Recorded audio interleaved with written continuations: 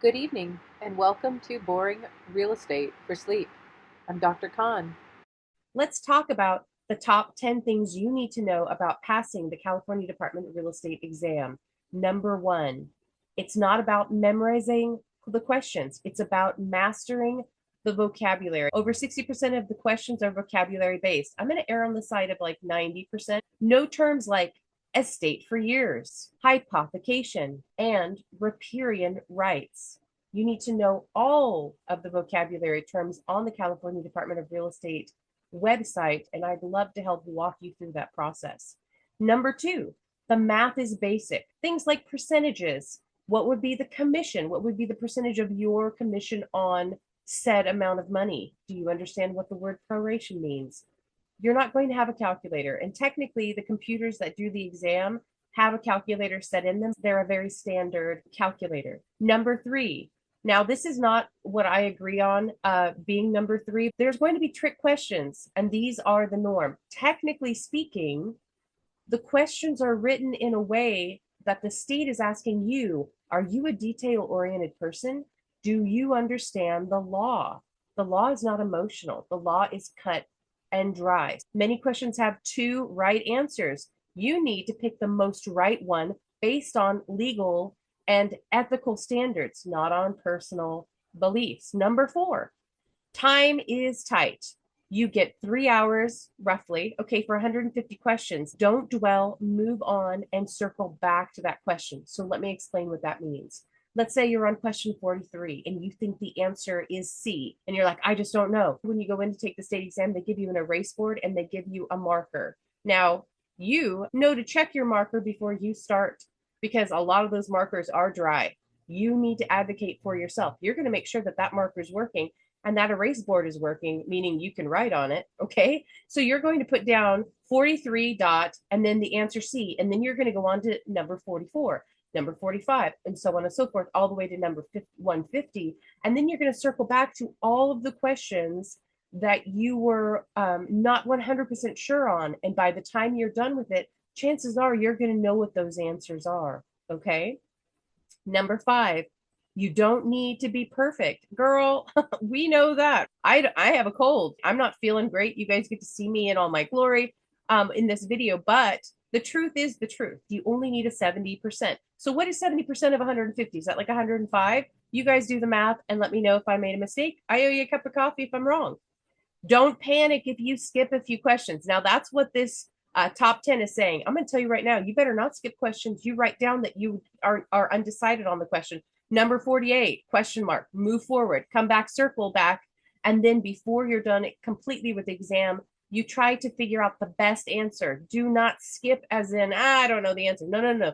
Do your best to put the answer because chances are you know the answer, but the anxiety of the day is kicking you in the tuchus. Okay. By the time you're to 150 questions, you've kind of worn through all of that anxiety and you're like, we're just going to spitball these. Okay. Number six, always choose the answer that aligns with California law, even if it doesn't feel practical. Now, you're going to be asked about California law, but you're also going to be asked about what? The federal regulations as well.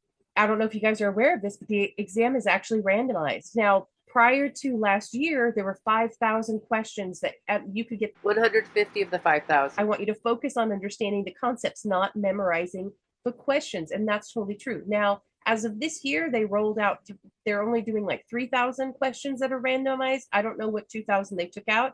And I don't know what they've brought in because we've got Senate Bill 1495 and a couple other things that have changed in the industry. So it's best to know the vocabulary. I take practice tests. That's number 8. That's a brilliant idea, but review your mistakes. Absolutely. Put down notes of things that remind you of a question that you made a mistake on. The answer is this. Why is the answer this? The answer is this because. Write it down. However it is that you guys take notes, whether it's pen to paper, whether it's typing it, but take care of it by not only practicing, but reviewing your mistakes before going back in and taking quizzes again. Number 9, you're tested on ethics. Oh, that's the truth. Not just facts. Know the commissioner's code of ethics, know the disclosures that are needed, and know the fair housing laws. You've got to know them, okay?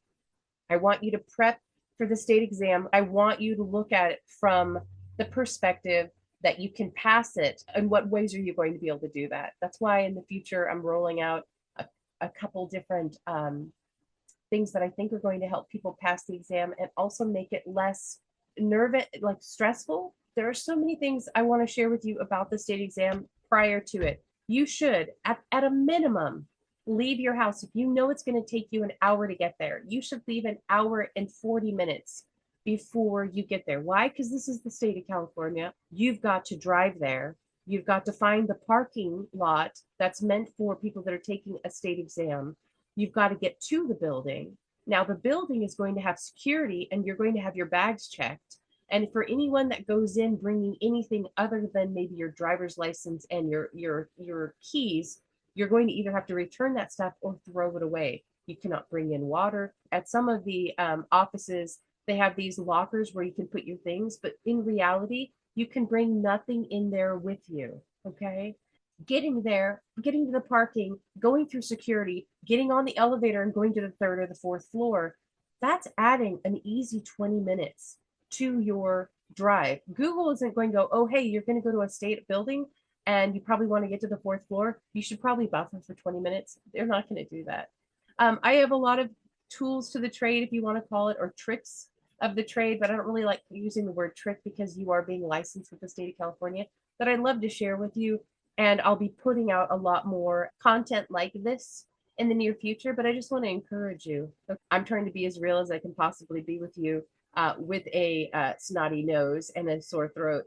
But I don't know if you need to hear all that information. But I will see you in the next one. And actually tonight, we'll be premiering Chapter 2, the practice book that I teach at UCLA Glendale Community College and Los Angeles Harbor College. That's by Walt Hoover. And we'll be doing Chapter 2. So